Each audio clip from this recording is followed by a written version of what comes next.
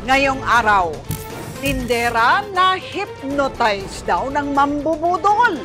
Tumitik ako ng tumitik sa kanya. Ako kasi lagi kong distance sa customer. Hanggat maaari ayokong medyo malapit.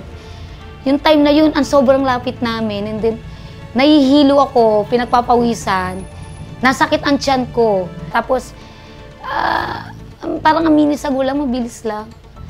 Nahihilo na ako. And then, binigay ko na. Hindi ko alam kung hypnotize ba yun o strategy niya yun. 3 bantay sa lakay. Mahigit 1 milyon ang tinangay. So, naglabas kami ng 1.3 million in cash. Nagkita kami sa bangko mismo, kaliwaan ito. Nakakapanlumo kasi imagine, pinaghirapan mo yung pera na yun eh. Tapos, ano yun, parang nataranta ka, ang saya mo, may buyer ka, tapos biglang ganyan yung mangyayari sa'yo. Kung mahina kang tao, talagang maglulupasay ka eh. At biktima, ginawang sleeping beauty bago pagnakawan. Hindi ko alam kung may ginawa ba siya sa akin, may pinainom ba siya sa akin, may nilagay ba siya sa drinks ko. Nauna kong tanong, bakit ako nandito sa gantong setup? Bakit nasa motel ako? Bakit wala akong kasama? Nasaan yung kasama ko? Masakit sa ulo ang mawalan ng pera. Lalo na kung hindi yan barya-barya lang, ha? Kaya kapag may isinuksok, huwag ipapadukot. Dahil yung mga mambubudol na yan, gumagamit ng ipinagbabawal na technique. Kaya dapat laging budol alert.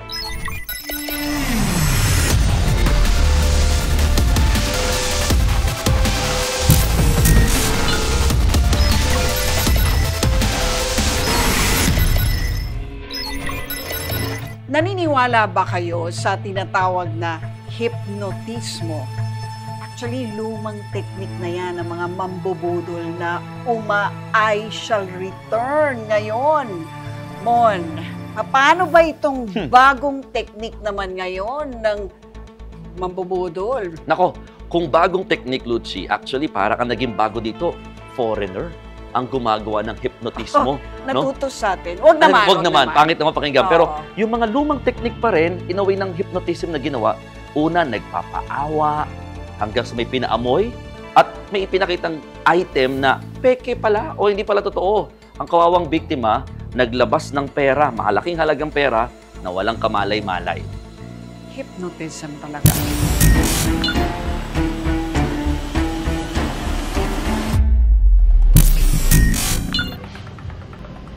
Estudyante sa umaga, tindera sa gabi. Yan ang buhay ng kuratsyang si Ruby. Kinalakihan na raw niya ang mindset na racket lang ng racket. Hanggang sa lumaki ako, yun yung naka-mindset sa akin na dapat kailangan kumita muna, money making muna, bago muna intindihin yung sarili. Ganun. Sa 30 taon na 24/7 na operasyon ng kanilang convenience store, kabisado na raw niya ang galawan ng mga mambubudol. Nandiyon yung biglang itatakbo yung paninda mo. Ang dami talagang mga nararanasan kong kakaiba.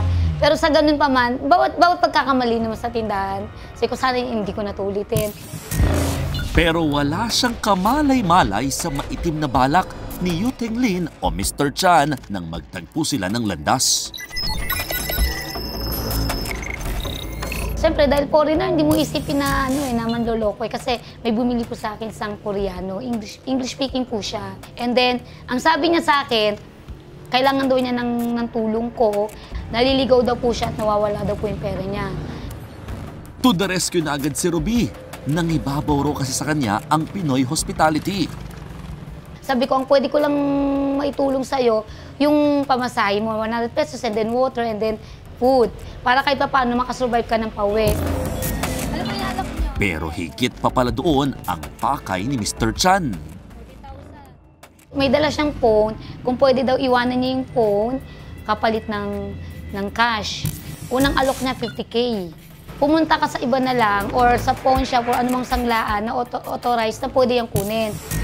Nagpakita si Mr. Chan ng membership card ng isang casino. Hindi ito valid ID na dapat sana hiningi ni Ruby. Pero dahil alerto at maingat na siya sa paglalabas ng anumang halaga, talagang hindi nagpatinag at isang malaking no thank you ang agad isinagot ni Ruby. Ang sinabi niya lang, bago yun, nakabox talaga, may charger, bago yan, and then, kailangan ko nang umuwi. And then sabi ko, kahit 10K, hindi ko yung kukunin. Akala raw ni Ruby, dito na nagtatapos ang pagtatagpo nilang dalawa. Pero si Mr. Chan, may pa-I shall return pala. At sa pagbalik nito sa kanyang tindahan, tila nagbago na raw ang ihip ng hangin. Ginano niya yung panyo niya eh, tapos doon ko na sabi ko, ano yung parang may alkampor. Tumitik ako ng tumitik sa kanya. Ako kasi lagi kong distance sa customer. Yung time na yun, ang sobrang lapit namin. And then, nahihilo ako, pinagpapawisan. Nasakit ang tiyan ko. Sa puntong iyon, hindi na raw alam ni Ruby kung anong hocus-pocus ang ginawa ni Mr. Chan sa kanya. So sabi niya, okay, 45. Tapos umabot ng 40. Tapos, parang aminin sa gulang, mabilis lang. Nahihilo na ako. And then, binigay ko na. Hindi ko alam kung hypnotize ba yun or strategy niya yun. Parang tuluyan na raw napasailalim sa kontrol ni Mr. Chan si Ruby. Nakunan pa ng CCTV ang pag-aabot ni Ruby ng pera kay Mr. Chan. Nahimasmasan lang daw si Ruby nang sumibat na si Mr. Chan. Pina-check ko sa friend ko na mayroon siyang cellphone shop, repair shop. Sabi niya, unang ano pa lang daw fake na. Fake to, wala na, naloko na ako yung 35K ko. Sabi kong ganun. Kasi ilang araw talaga ako hindi makamove on. May tuturing bang hypnotism or hypnosis yung nangyari doon kay Miss Ruby?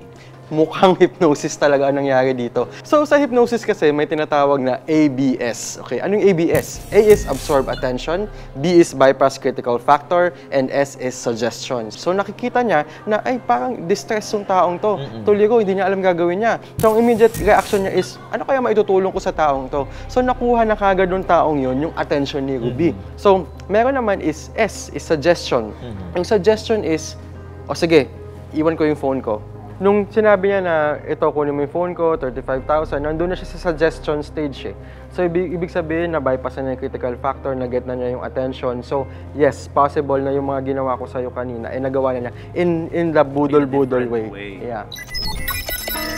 Budol alert! Focus, focus, focus! Para iwas hocus-pocus, ang magandang gawin kapag parang nai-hypnotize ka na, sadyang maglaglag ng gamit para yung kausap mo ang madistract o mawala sa focus. Meron tayong tinatawag na foot in the door technique. Sa foot in the door technique, ibig sabihin, kapag ang tao ay humingi ng isang maliit na pabor mula sa kanyang biktima, at ang biktima ay nag-indulge, nag-oblige ng kanyang pabor, ang nangyayari ngayon, patuloy yung tao na hihingi ng mas malaking pabor subsequently. So sa ganung pagkakataon, kumbaga, nagigain mo yung confidence ng victim at dahil doon, sa bawat mas malaki mong kukuning pabor, mas kumpiyansa siyang pagbigyan. Pinasuri rin namin sa isang cellphone retail and repair shop kung magkano ang value halaga ng cellphone na ibinigay kay Ruby. Maalalang 35,000 pesos yung halaga ng bili ni Ruby dito. Clone lang to, clone lang. Clone lang. So, legitimate na cellphone siya, pero hindi ito Clone siya, oo. Model, yung sinasabing model. Halaga nito, mga nasa 3,000 lang to. 35,000 pesos, napaka-tuition na yun ng anak ko, and then panggamot na yun ng mother ko. Kaya sabi ko, bago kitain, ang dami kong nilarakit eh. Sa panahon ngayon, ang hirap kitain yung 35, kaya ilang araw din akong nakatulala. Hanggang ngayon, hindi pa rin daw tanggap ni Ruby na naisahan siya ng isang banyaga sa sarili niyang bayan. Padideport ko siya kasi sarili kong bansa, niloko ako na foreigner. Maging mapagmatsyag sa ating paligid dahil ang mga manluloko nandyan lang sa tabi-tabi. Anumang oras pwedeng umatake para linlangin tayo at isahan. Ako po si Mon Gualvez at yan ang aking Budol Alert. Abangan mamaya. Kabilin-bili na ng tita, huwag uminom ng serbesa dahil ang inumin may pampatulog pala. Susunod na yan sa Budol Alert ni Nikki De Guzman.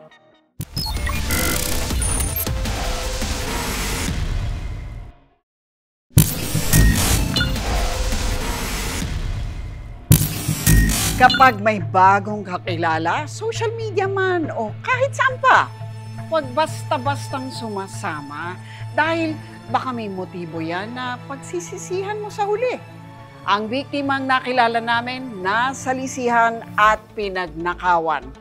Paano naman nangyari ito? Tanungin natin si Nikki. Ano nga ba nangyari dyan? Sabi nga nila, Lucci, di ba? Don't talk to strangers. Pero sa panahon ngayon, marami ng dating app. Wala na yan. Wala na yan. Puro online chat na tayo eh. So dapat lang, mas maingat tayo. Katulad nga nitong si Pao, na biktima siya ni Mr. Romantico with flowery words. Ayun. Nagulat na lang siya, nakuha na yung cellphone niya, nakuha pa yung online bank accounts niya. Talagang nabudol.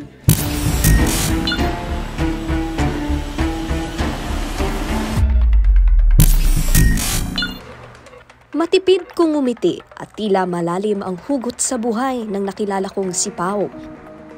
Malayo raw ito ngayon sa natural na pagiging malambing at palakaibigan niya. Bakit nga ba? There's a lot of stress, pero when it comes to people surrounds you, kasi sila yung magbibigay sa'yo ng motivations para at least to strive harder. Yan na siya. Single daw ngayon si Pao. Single but ready to mingle. Kaya may mga pagkakataong sa social media siya napapatambay. June 9 ngayong taon, may nagpakilalang lalaki kay Pao sa isang chat application. Message siya ng message. So, nabother ako na to check yung request ko sa Messenger. Then, ang first niyang sinabi, hello. Tapos nag-respond ako. Ang daming hello eh. Then, nag-respond ako, hi. So, how can I help? Then, it started there. Nagkamustahan kami, pakilala niya sa akin. Siya daw si Lucas Suarez or LJ Suarez. Madali umanong napalagay ang loob ni Pao kay LJ. Simpatiko raw kasi itong kausap. Kaya naman, ang kanilang simpleng kamustahan, naging 4 na araw na telebabad hanggang madaling araw. Nagkwento na siya na kinikwento daw niya ako sa parents niya na may nakakausap daw siya ulit for a very long time. So yung parents niya na parang nainganyo daw sa kanya, nainganyo na imbitahin ako on their occasion na mangyayari ng June 13. Walking green flag naman umano si LJ. Kaya kahit 4 na araw pa lang silang magkakilala, napagkasunduan nilang mag-eyeball. Si LJ daw ang unang nagda-moves. 4 na araw pa lang, meet the parents na agad. Actually, hesitant pa akong pumunta nun kasi nagtataka ako na i-invite mo ako, kakilala pa lang natin, yeah. Pero yung pag-convince niya talaga sa akin, like, grabe, like, yung parents ko matanda na, yung mga ganong part na gusto niya magkaroon na siya ng partner, makita yung partner niya, may mapakilala ulit na bago. So ako naman, parang na-feel ko naman na parang genuine naman ang sinasabi ng tao. Pero hindi dinala ni LJ si Pao sa bahay nila. Walang natupad sa usapan. Nagulat na lang siya dahil sa motel sila bumaba para mag-check-in. Ang sabi niya sa akin is may dadaanan daw muna kami. So, hindi naman na ako nagtaka na baka anong gagawin or what. May part na gano'n na oo na lang ako ng oo sa kanya. Kasi may mga gestures na siyang ginagawa, nakahawakan niya na ako sa balikat. Hindi na ako nagtataka bakit pumasok kami sa motel. Budol Alert! I-share o ipaalam sa kamag-anak o kaibigan ang kinaroroonan mo kapag lumalabas o malayo sa bahay. Sa paraang ito, alam nila kung nasaan ka. Walang meet the parents na naganap. Sa motel, nag-usap lang daw sila tungkol sa buhay-buhay. Then, nag-offer na siya ng drinks, alcoholic drinks. Sabi ko, nag-refuse pa nga ako. Sabi ko, hindi ako iinom. Kasi may pasok ako kinagabihan. Doon na pinipilit niya ako. Actually, nakakapag-update pa ako sa friend ko. Nakasama ko sa bahay na sabi ko, I felt overwhelmed. Yun yung last message ko sa kanya. Hindi ko na alam lahat ng nangyayari during that time. Isang oras lang daw pagpasok nila ng motel, nag-iba na ang pakiramdam ni Pao. Nahihilo na ako. Then parang disoriented na ako. Lahat ng sinasabi niya. May mga sinasabi siya pero hindi ko na ma-capture lahat. Hindi ko alam kung may ginawa ba siya sa akin, may pinainom ba siya sa akin, may nilagay ba siya sa drinks ko. Nagmala sleeping beauty na si Pao. Si LJ naman, naging ang masamang ugaling si Beast. Nang masigurong knockout na talaga si Pao, dito na ginalaw ng makating kamay ni LJ ang dala niyang cellphone. 10 o'clock, parang may biglang tumapik na lang sa akin na, uy, gising. Parang, huy, gising ka. Ano may nangyayari na sa'yo, hindi mo na alam. Yung pagka himasmasan ako nung part na yun na naisip ko, una kong tanong, bakit ako nandito sa gantong setup? Bakit nasa motel ako? Bakit wala akong kasama? Nasaan yung kasama ko? Tila linya sa isang kanta, o kay tamis ng iyong pagdating, pag-alis mo'y sadyang kay bilis din. Natulog akong ikaw ang kapiling, ngunit wala ka nung ako'y gumising. Habang natutulog pala, ninakaw raw ni LJ ang mamahaling high-end cellphone ni Pao. Bago pa raw yun at nagkakahalaga ng 60,000 pesos. Aray! At nang makuha ito, nasalisihan pa siya dahil nawala rin ang pera niya sa banking app.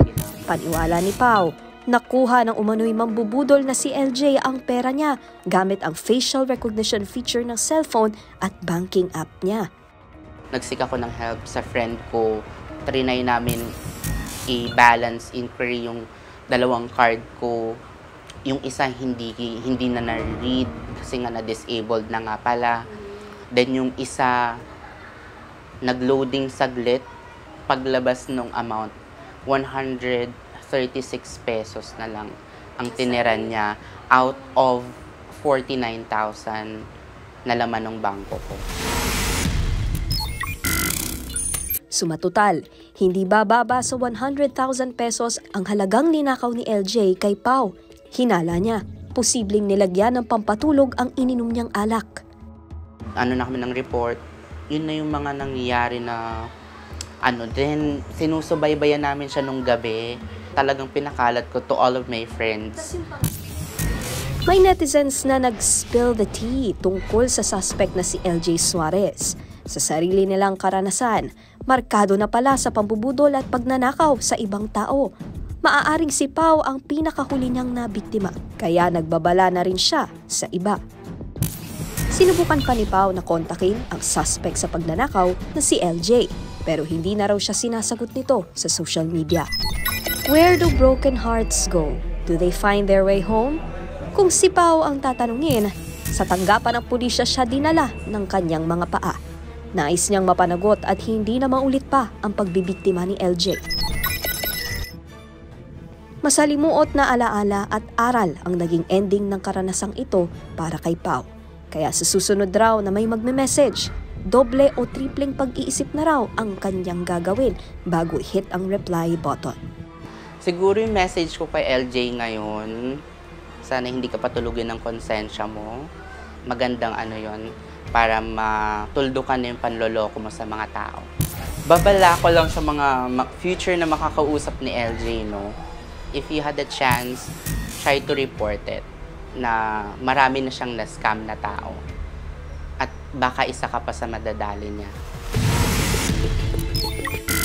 Huwag basta bumigay sa mga nagbibigay motibo online.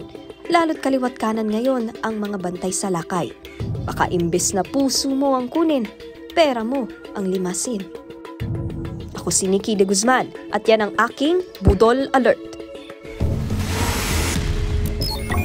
Susunod, mga nagkunwaring buyer ng lupa at bahay, mahigit 1 milyon daw ang tinangay. Abangan sa Budol Alert ni Ria Fernandez.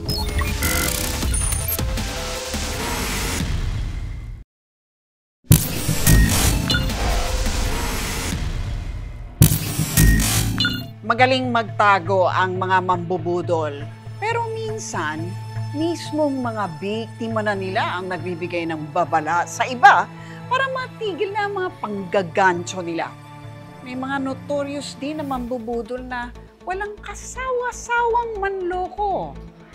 Ano nalusutan ng mambubudol na itong biktimang nakilala mo, Ria? Lucci, ang kakaiba sa notorious na grupo ng mga scammer na ito, mga real estate developer ang tina-target nila para tiyak na may pera. So Lucci, yung system nila ay, kunwari, bibili sila ng bahay at lupa dun sa biktima nila. Pag nakuha na nila yung loob ng kanilang biktima, doon na nila ipapasok yung alok nilang business partnership. Pero ang kailangan gawin ng biktima, mag-abono ng napakalaking halaga ng pera. Dahil feeling niya partner na siya. Yes.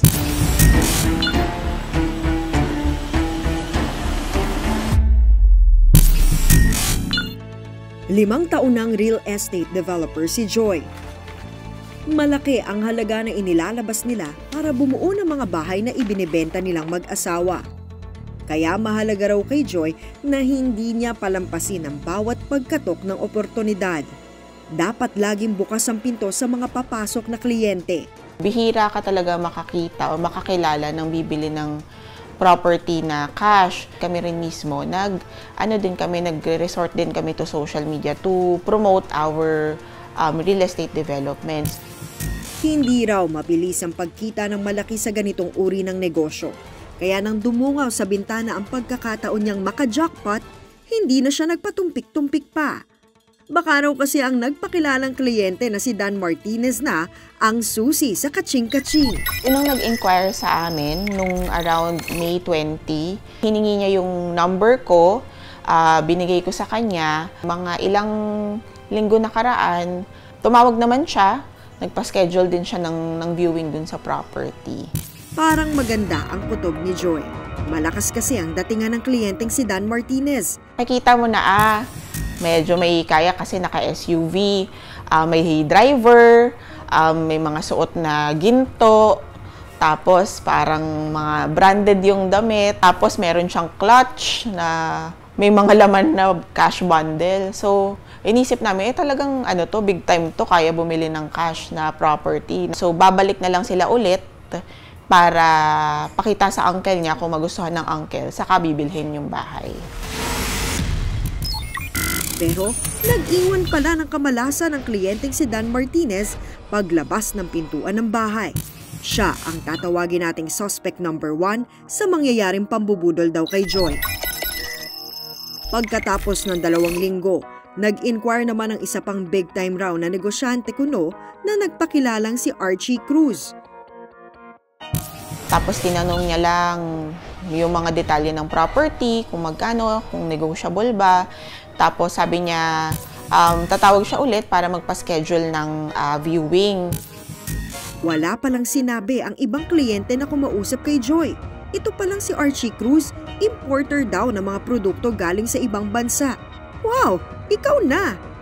Yung mga branded canned goods na mamahalin yung kanyang mga ini-import. Nagdala siya ng sample. Binigyan niya kami ng canned goods, mga imported na juice. Sa nangyaring pambubudol daw kay Joy, isa rin kaya si Archie Cruz sa mga biktima o siya kaya ang mambubudol talaga? Kaya markahan na natin si Archie Cruz bilang suspect number 2. Pagkatapos lamang ng 2 linggo, bumalik at nakipagkita ulit ang suspect number 1 na si Dan Martinez kay Joy. Bit-bit na niya ang tiyuhin daw niyang si Leo Alejandra na interesado rin bumili ng bahay at lupa. Kung importer si Archie Cruz, exporter naman daw itong si Leo Alejandra. Exporter siya ng hipon, tiger prawns sa Japan. So, yung mga dinidistributan niya ng hipon, mga hotel, tapos yung mga cruise, mga ship. Siyempre, iisipin mo, exporter ng hipon. Capable siya na magbayad ng cash dun sa property. Mamarkahan na rin natin si Leo Alejandra bilang pangatlong suspect sa kwentong ito. Siya na nga kaya ang mambubudol? Bago pa makabili ng bahay at lupa, itong si Leo Alejandra nagdrama pa. Hindi na siya makakapag-export pa at mawawalan ng trabaho yung mga tao niya. Tinatanong niya na baka may kakilalang importer. Baka raw ito na ang susi para maka-good shot si Joy sa buyer niya. Kaya nagpresenta na siyang tumulong. Tutal, may kilala naman daw siyang importer, si suspect number 2 na si Archie Cruz. Naalala naman namin na importer nga pala itong isa pa naming buyer. Baka pwede naming i-connect na lang silang dalawa. Tinawagan ko, sinabi ko na baka makatulong siya, may kilala akong naghahanap ng ganitong klaseng produkto. Ang pangalan niya ay Peneus Monodon na pampatulog ng tiger prawn. Tapos ang origin niya is Ecuador. Pinangakuan si Joy ng nakausap niya na si Leo Alejandria ng higit 1 milyong piso bilang finder's fee. 1 milyong piso. Ang dami nang mabibili niyan sa panahon ngayon. Kapalit daw ito ng tulong niya sa paghahanap sa katuwang sa negosyo. Pero ang sistema, kapatid, ito na pala ang magiging alas ng mga umano'y mambubudol para maisahan si Joy. Si Joy ang parang naging middleman ng exporter daw na si Leo Alejandria at importer namang si Archie Cruz. So, kami naman, medyo okay din ha. Siguro mga 3 oras, tumawag yung si Archie Cruz. Ginawa niya, nagdala siya ng sample dito. Sabi niya, ingatan namin kasi ang benta pa nga niya is 21,000 per box. So, tinawagan din namin si Leo Alejandria. Sabi namin, sir, may available na sample dito. Daanan nyo na lang po sa bahay, tingnan nyo kung okay. Pagka bigay namin ng kahon sa kanya, sobrang saya niya. Talagang niyakap niya yung kahon na ito yung hinahanap ko. Tulad ng ipinangako ni Leo Alejandria, nakatanggap nga siya ng 25,000 pesos. Finder's fee raw yan dahil nga nakakuha siya ng importer na si Archie Cruz. Pwede pa raw lumaki ang mala-jackpot price niya kung makakakuha siya ng 150 boxes na mga produkto na may halagang mahigit 3 milyong piso. Sabi ni Joy, challenge accepted. Pero gipit na raw sa oras si Leo Alejandria. Kailangan daw munang may mag-abono para makuha ang mga inimport na produkto. Kaya hirit nila kay Joy, baka naman. Pag hindi natin inabonohan, mawawala yung stock. Baka ma-disappoint itong si Sir Leo Alejandria, baka maka-apekto dun sa pagbili ng property. Tapos paulit-ulit kami tinatawagan ni Archie, kinukonsensya kami. So, naglabas kami ng 1.3 million in cash. Nagkita kami sa bangko mismo, kaliwaan ito.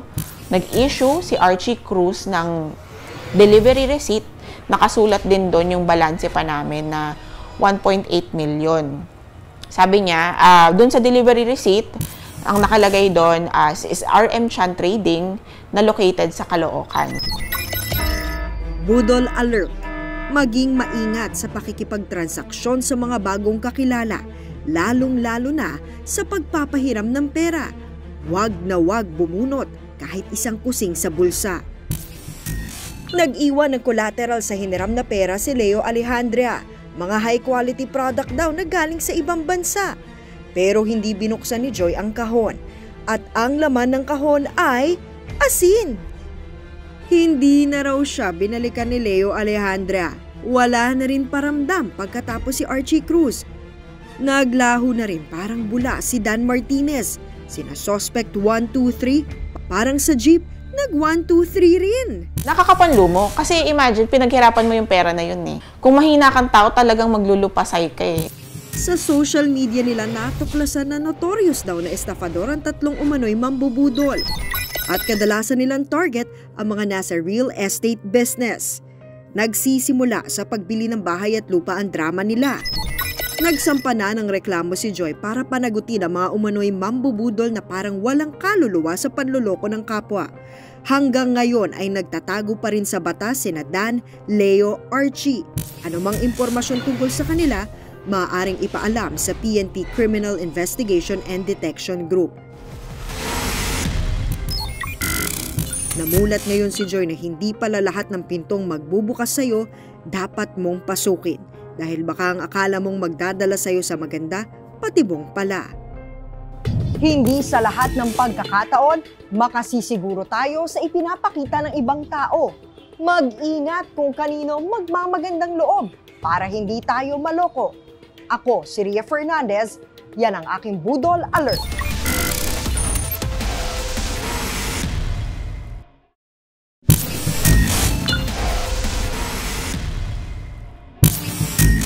Sa mga may negosyo dyan o mga bantay na tindera, baka matsyempohan ninyo ang Palit Pera Gang. Extra Budol Alert. Ganito ang modus ng mga kawatang yan. May kunwaring bibili sa tindahan mo na magbabayad ng 1,000 peso bill o 1,000 pisong papel.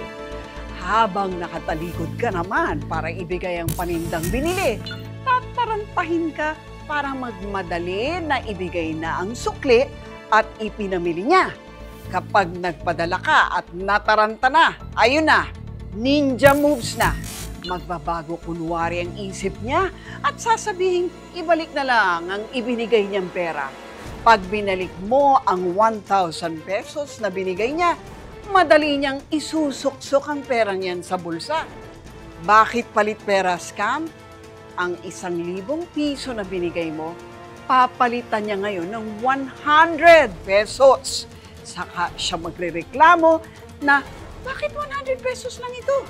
Ikaw naman na maniniwala sa drama niya, papalitan ng 100 pesos na binabalik niya ng 1,000 pesos. Wala nang ang benta, nalugi ka pa. Para mahuli sa akto ang mga mandarambong na yan, abay maglagay na ng CCTV sa tindahan. I-play at ipakita sa kanyang ebidensya na wa-epek ang style niya bulok. Pagbilinan din ang mga tindera na parating maging listo sa mga ibinabayad ng customer. Turuan ng leksyon, i-report din sa barangay para last na nila yan.